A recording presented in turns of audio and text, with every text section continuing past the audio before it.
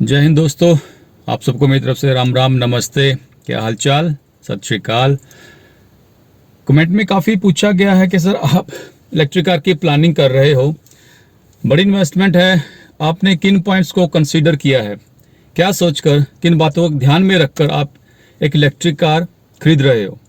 बिल्कुल बड़ा जायज़ क्वेश्चन है। बिल्कुल इसीलिए आज की वीडियो स्पेशल उन पॉइंट्स पे रहेगी कि किन पॉइंट्स को हम ध्यान में रखें, क्योंकि इन्वेस्टमेंट, बिल्कुल दोबारा से कह रहा हूँ, एक बड़ी इन्वेस्टमेंट है इलेक्ट्रिक कार।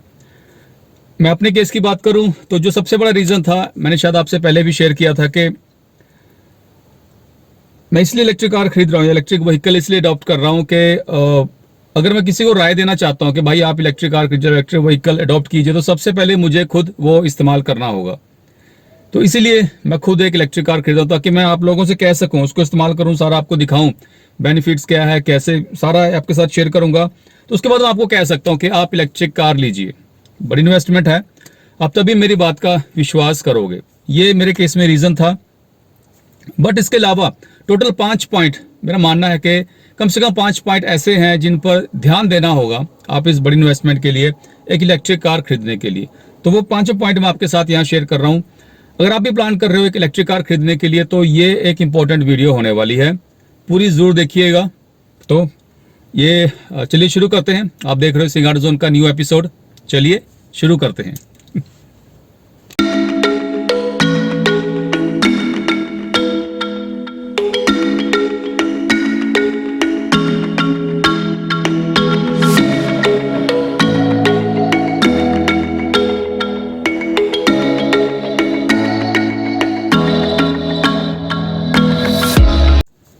जो सबसे पहला पॉइंट कंसीडर कर सकते हैं वो है ब्रांड।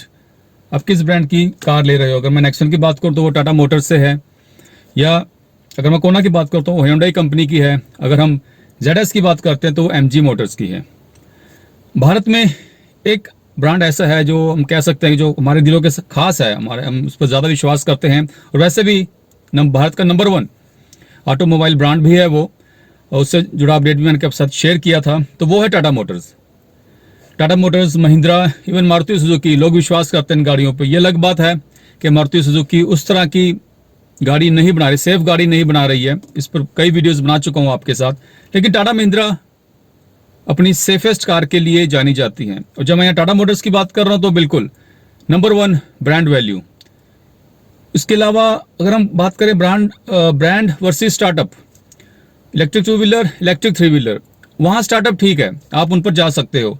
पर जब हम इलेक्ट्रिक कार की बात करते हैं, जहां पर जिसको डेवलप करने के लिए बड़ी इन्वेस्टमेंट चाहिए, बड़ी R&D चाहिए, बड़ी टीम चाहिए, बड़ा इंफ्रा चाहिए, उस केस में प्रॉपर वेल एस्टेब्लिश्ड ब्रांड या टाटा या महिंद्रा की मैं यहाँ बात कर रहा हूँ, Hyundai, इनकी गाड़ियाँ ही लेना बेहतर रहेंगी। ये था नंबर 1 पॉइंट।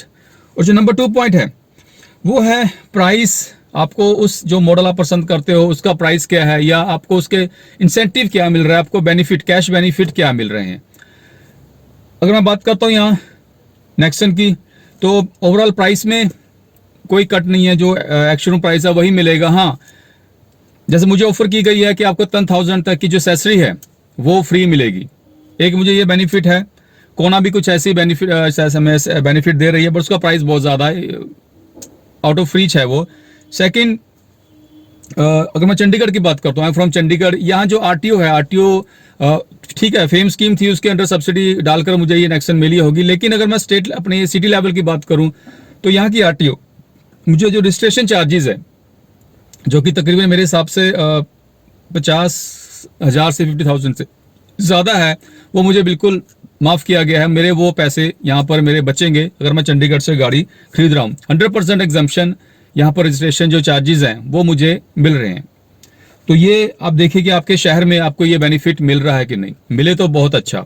दिल्ली से लेते हो तो सीधा आपको RC के अलावा 1.5 लाख तक की कैश सब्सिडी एक्स्ट्रा दी जा रही है। दिल्ली में इस टाइम इलेक्ट्रिक कार को लेना बहुत ज़्यादा बेनिफिट है।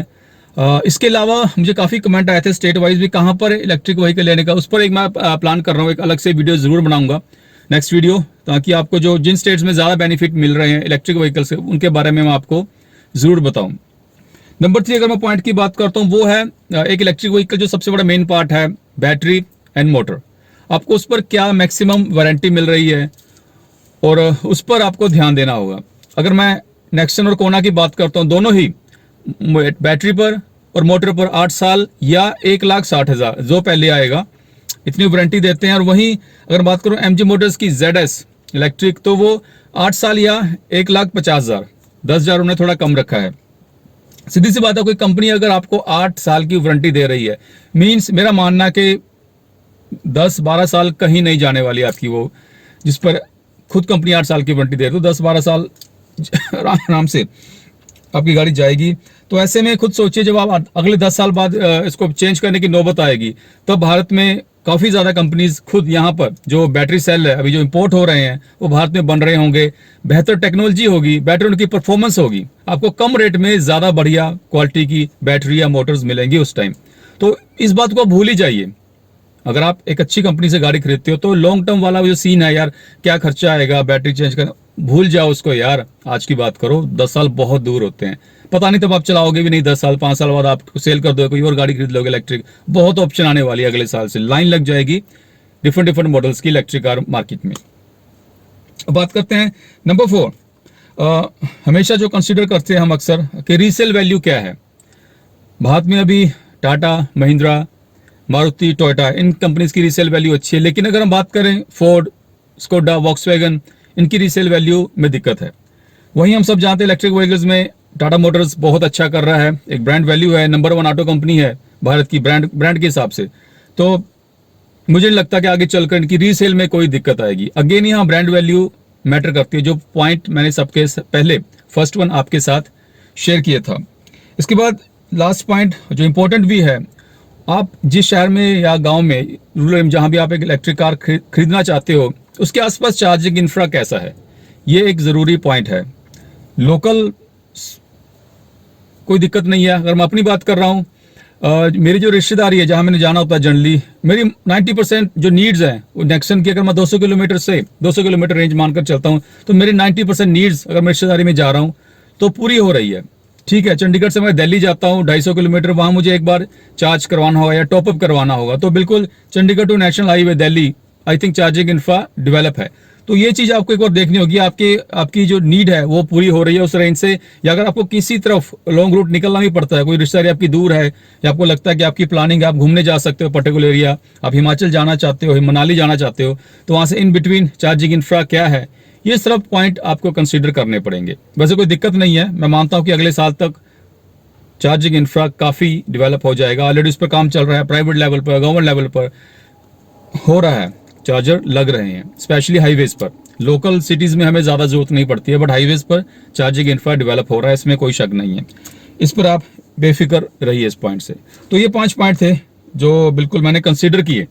बाकी मेरा सबसे बड़ा पॉइंट वही था कि एक मन पर बोझ था कि मेरे कहने पर हज़ारों व्यूवर्स ने, जो इस चैनल पर विश्वास करते हैं, मुझ पर विश्वास करते हैं, इस फेस पर विश्वास करते हैं, उन्होंने इलेक्ट्रिक व्हीकल खरीद लिया। काफ़ी मुझे लोग मेल पर अलग से फोटोज डालते हैं अपनी विद इलेक्ट्रिक कार है, जो भी इलेक्ट्रिक व्हीकल खरीदा है उसकी फोटो डालते हैं मेल पर कि सर हमने ये गाड़ी खरीदी, आपने हमें मोटिवेट किया इसलिए हमने लिया है। तो उस टाइम बड़ा फील होता था कि यार मेरे कहने पर इन्होंने इलेक्ट्रिक व्हीकल खरीद लिया, महंगा है तब भी खरीदा है, लेकिन मैं आज भी एक पेट्रोल गाड़ी, बेशक वो हाइब्रिड थी लेकिन पेट्रोल थी, पेट्रोल हाइब्रिड सियाज, तो अच्छा रेट मिला, निकाल दी। अब प्लान फॉर इलेक्ट्रिक व्हीकल, उम्मीद है कि नेक्स्ट वीक तक कोई ना कोई इलेक्ट्रिक कार आपको इस मेरी पार्किंग में खड़ी हुई दिखाई देगी।